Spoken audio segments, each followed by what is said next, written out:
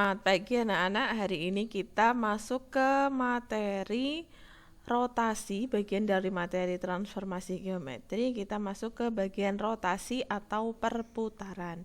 Nah, setelah belajar hari ini, harapannya kita bisa memahami definisi rotasi atau perputaran. Yang kedua, mampu memahami konsep arah rotasi. Yang ketiga, memahami konsep rotasi terhadap titik pusat O0,0. Yang keempat, memahami konsep rotasi terhadap titik pusat PA, B. Dan yang terakhir yaitu bisa menentukan hasil rotasi pada sudut-sudut tertentu.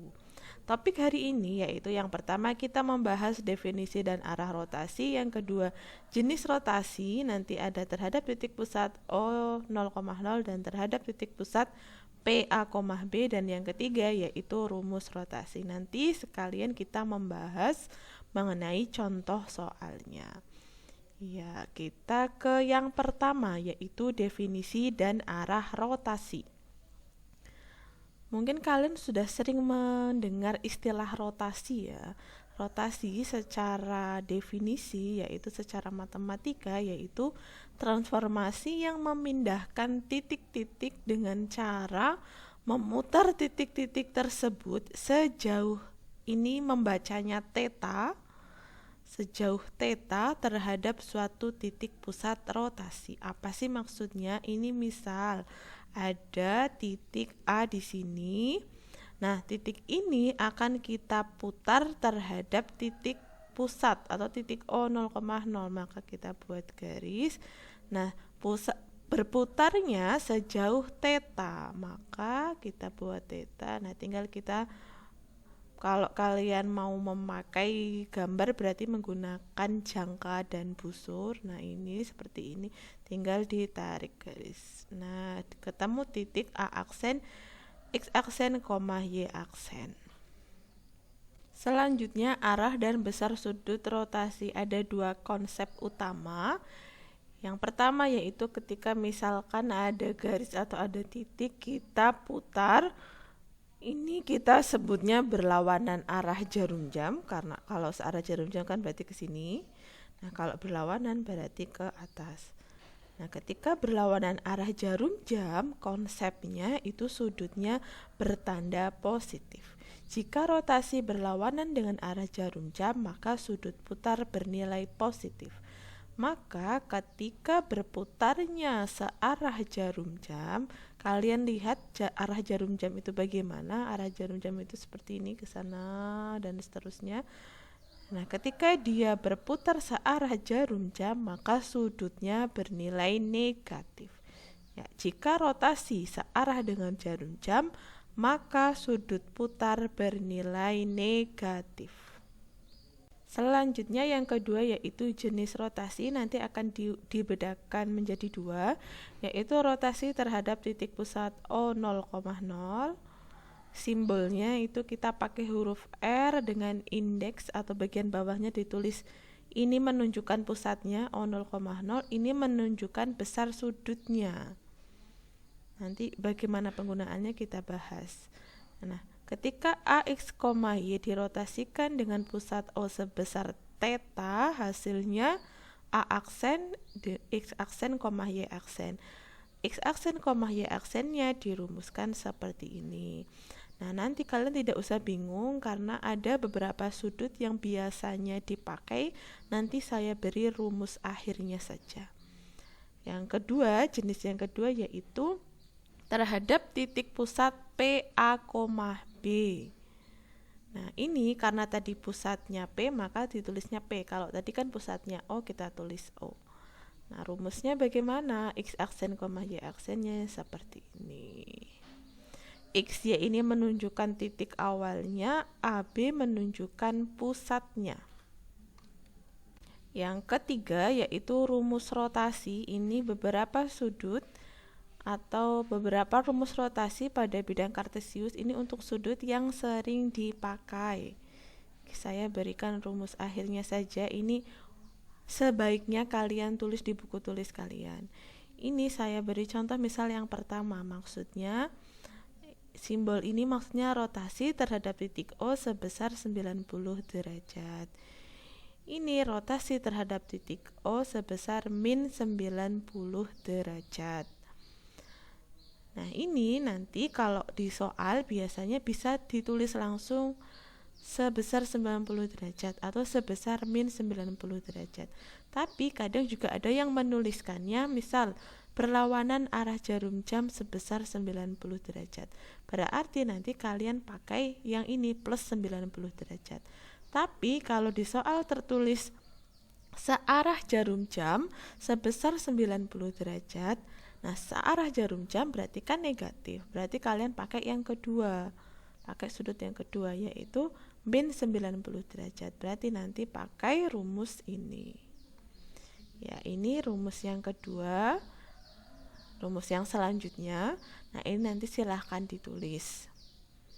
Kita selanjutnya ke contoh soalnya. Contoh soal yang pertama, nanti ada dua contoh. Ini contoh soal yang pertama. Tentukan bayangan titik P 3,6 yang diputar 90 derajat berlawanan arah jarum jam. Tidak diberi langsung positif negatifnya, tapi ditulis yang diputar 90 derajat berlawanan arah jarum jam pada pusat O 0,0. Penyelesaiannya kita cari dulu tanda sudutnya, yaitu positif atau negatif. Nah, karena diputarnya berlawanan arah jarum jam sesuai konsep tadi, maka sudutnya bertanda positif. Jadi kita memakai rumus yang pertama, yang rumus ini.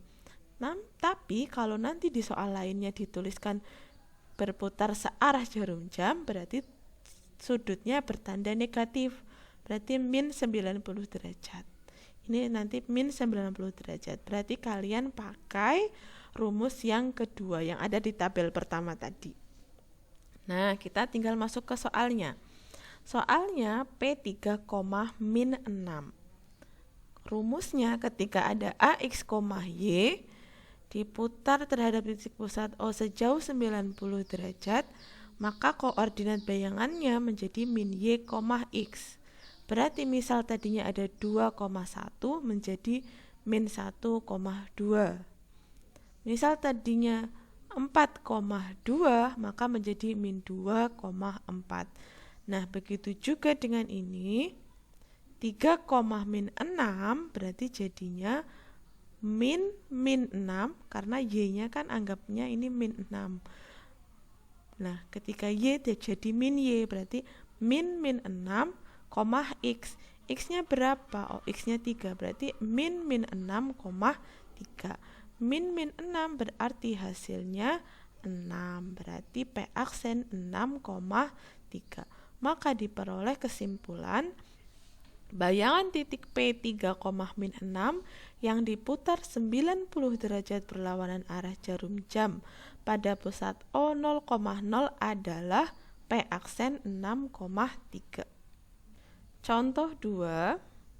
Tentukan bayangan titik S 2, min 6 yang dirotasikan min 180 derajat. Nah, kalian lihat di soal pertama tadi ada istilah berlawanan arah jarum jam. Nah, di soal yang kedua ini langsung diberi tandanya. Berarti nanti kalian pakai rumus yang min 180 derajat. Tidak perlu mencari sudutnya positif atau negatif karena otomatis sudah diberikan yaitu min 180 derajat. Berarti nanti otomatis kita pakai rumus yang ada minnya, min 180 derajat.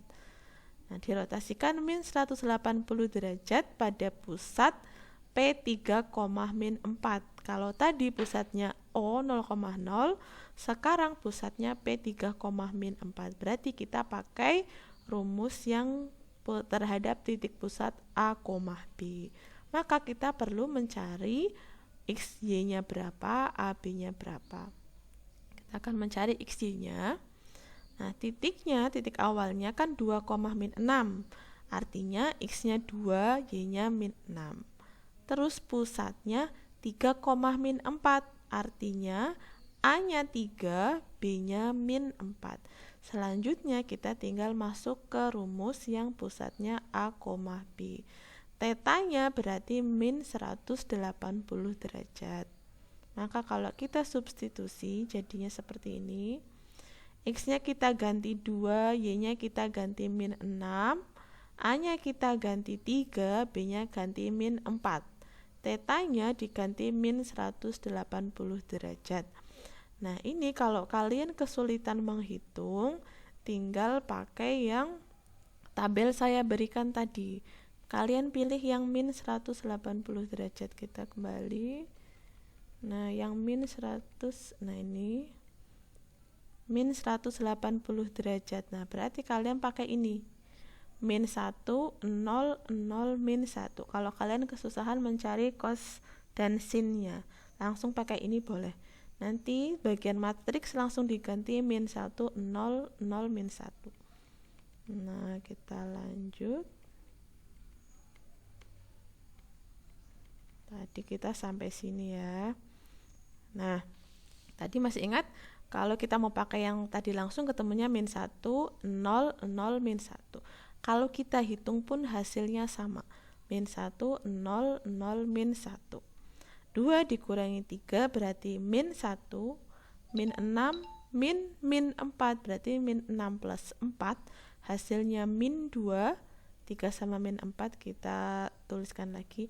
Ini tinggal perkalian matriks materi semester kemarin. Min 1 kali min 1 ketemunya 1. Ditambah 0 kali min 2 ketemunya 0 berarti 1 ditambah 0 ketemunya 1.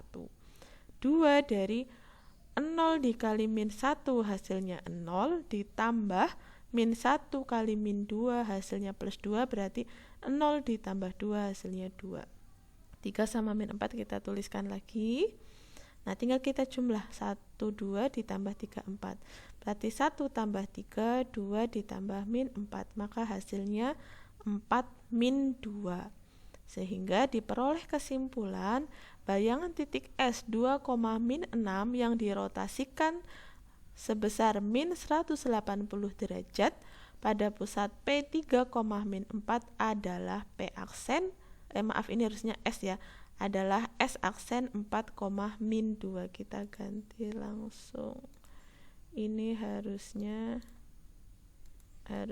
S aksen.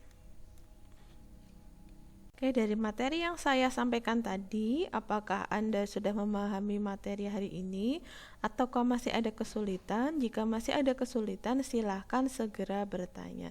Terima kasih.